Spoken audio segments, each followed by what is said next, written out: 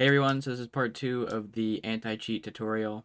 In today's video, we'll be showing you how to make a reach check, so checking if the distance that you hit a player is too much, which is reach, as well as going back to the last check we did, the speed check, and changing it a little bit to consider the player's ping. I do want to apologize, I'm pretty sure it's been a good few days since the last one. I didn't realize that until now, but we're here now, so we'll just get right into it. Okay, so what does this look like? We have another account here, and if I were to hit them, it will calculate the distance between us and the victim. And if it's greater than a certain amount, such as that, now obviously that's a legit hit, but just for the video, I did make it a little bit shorter. What I'll do is send an alert to all online staff members, which is what we set up in the last tutorial. Speaking of which, you technically do need the last tutorial to fully understand what's happening now. I guess you don't really, but I'd recommend it. But okay, let's get started. First, I want to explain one thing before we actually get into the code. So as you can see, when I hit the player, stuff runs for me. So it's sending out a message, which I'll show you what's sending that later. But as you probably know, there's no player attack event. There's only the player damage event. So how are we running actions for the attacker and not just the victim? Well, I'm sure you could probably see this player has boots on them, and the boots actually have thorns. If we were to go inside the player damage event, there's some code here which I'll show you in a minute, but if we were just add a conditional, you can check if the damage cause was thorns, which lets you, in turn, make actions run for the attacker. So yes, you will need to have armor that has thorns. I'd recommend thorns 8, it procs the most often. So yeah, if your house doesn't use armor, this kind of sucks. There is another way to do it with raycast, but I'm not going to show that. I'd recommend just give the player a piece of armor like boots with thorns.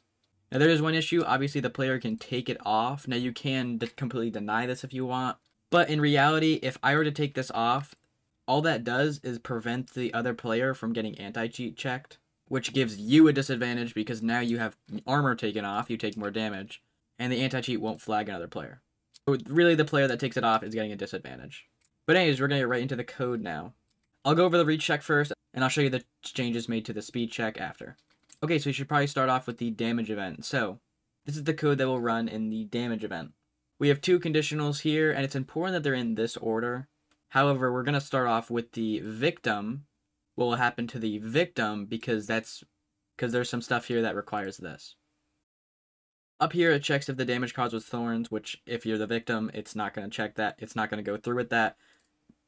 So we check if the damage caused is an entity attack, which means a player hit you, which if it is, then we'll set a global stat for AC. And if you remember from the last tutorial, AC standing for anti-cheat, just to keep the stats organized. Was hit will set to 1, which will be used up here.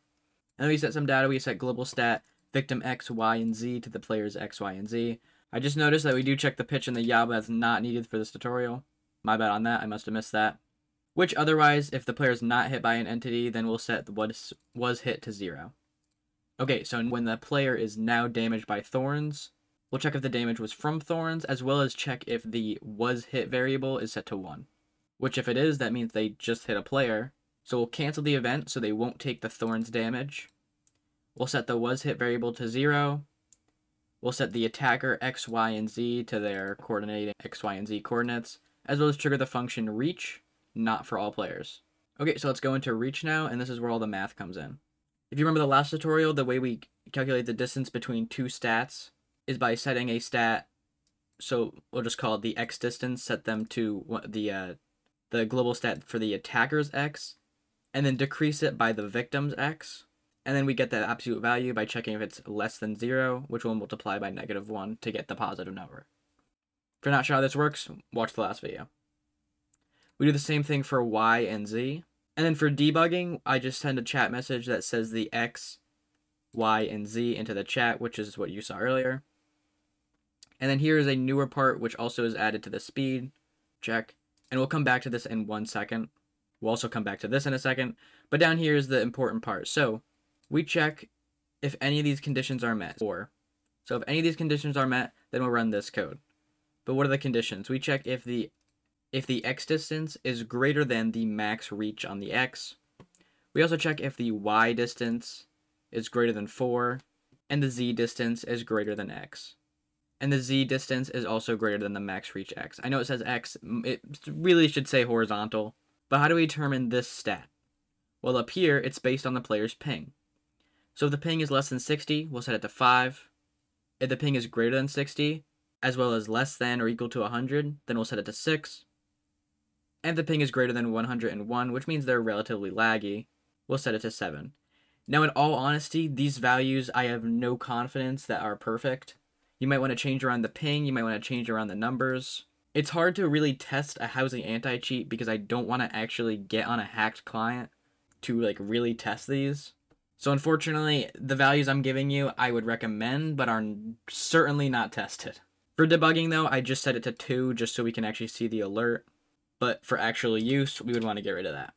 And then down here, assuming that any of these values, so the distance is greater than the max that it could be, also note that the y is greater than 4, I would recommend just leaving it on this. Then we'll do the following. We'll set if you remember from the last video, we have the violations. We don't alert on specific violations just because I'm relatively confident in this check.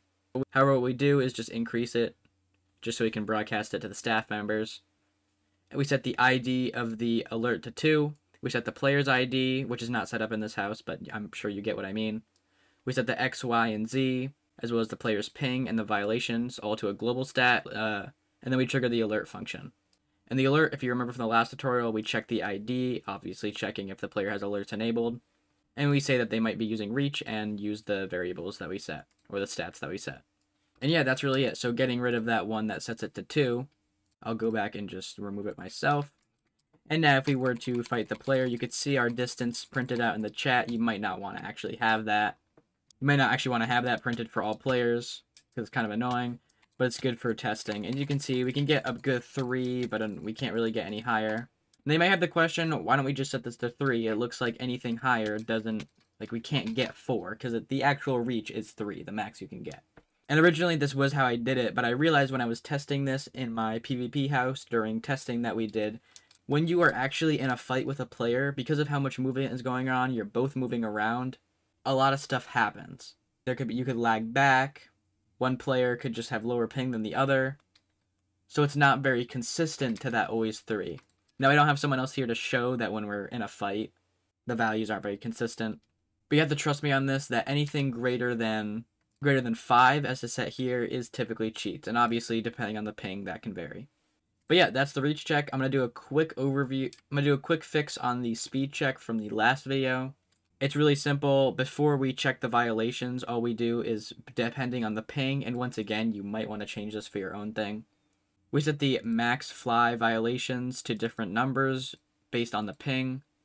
And at the end, when we check if the fly violations are greater than originally what was 10, we check if it's greater than the max fly violations. And yeah, that's it. Shorter tutorial. The third one will be out soon. I think it'll be on the last check as well as just optimizing. But yeah, I do appreciate you for watching. I'm sorry the video took a while. But yeah, that's going to end it off here. Thanks for watching.